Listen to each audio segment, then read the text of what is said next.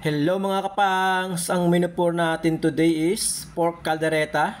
Isang request po ng ating followers. Ayan po, at naglagay na po ako dyan ng mantika. Medyo kaunti lang po. Flex ko lang din po yung lagayan ko galing Shopee. At ito po, isusutay ko lang po muna yung carrots para po mamaya hindi na siya malanog or ma-overcook. Ay, halo-haloyin mo lang kapangs ng kaunti. Mamaya po i-set aside po muna natin yan. At maya din po, isusunod na po natin yung patatas. Ganun din po. Isutay lang po natin ng bahagya. Ito na po yung patatas. Halos 2 piraso lang po yan. Yung baboy po pala natin is kalahating kilo lang po. Bakit po kayo nagtataka bakit kalahati lang yung malimit kong lutuin is 3 or 4 lang naman kaming kumakain sa bahay. At naglagay na rin po ako dyan ng bawang. Halu-haluin mo lang yung mga kapangs hanggang siya yung mga golden brown ng konti. Isunod na natin yung sibuyas. Ayan po. Shoutout po pala sa nag-request ito, Rose Ann Siakon. So kung kayo man po ay merong request o may gustong ipaluto, comment down below lang po. Ayan na po, nilagay ko na po yung kalahating kilong baboy. Halu-haluin mo lang yung mga kapangs. Shoutout na rin po sa aking cameraman, Butitog or Chris Emil Suarez. At isusunod ko na rin dyan yung tomato sauce. Igisa po natin ng bagya. At susunod po natin dyan yung pork cubes. At magic sarap. Magic sarap! Baka naman! Ayan po, andyan na po lahat. Halu-haluin lang po natin. Shoutout na rin po sa aking isang followers. Masipag po mag-share, react, and comment, Janet Magdato. At ilalagay na po natin yung Sprite.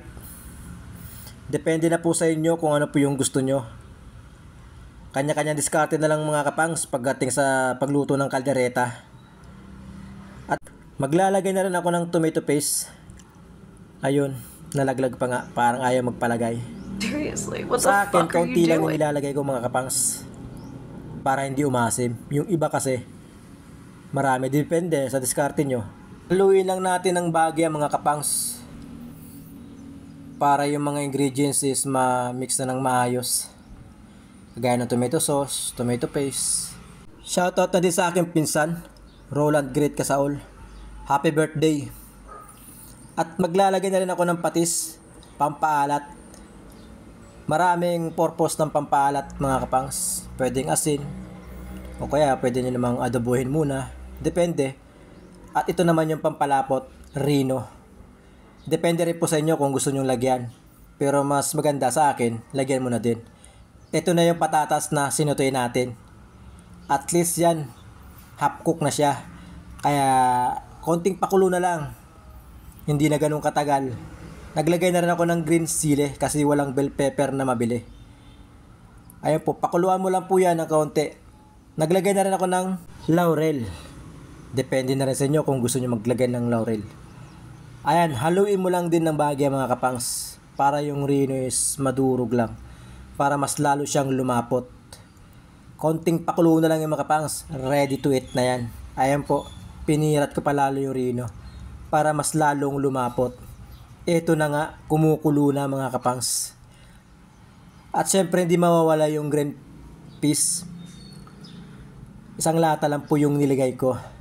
Okay na yun mga kapangs. Pwede nang kainin. Salamat po muli sa nag-request, Jayan Siakon. Sa mga gustong mag-request ng paluto or may gusto po kayong ipaluto, comment down below lang po. At maraming salamat po sa nanonood, sa mga suporta na binibigay nyo. Eto na po, ready to serve na. Pasensya na kayo sa background ko, medyo madumi.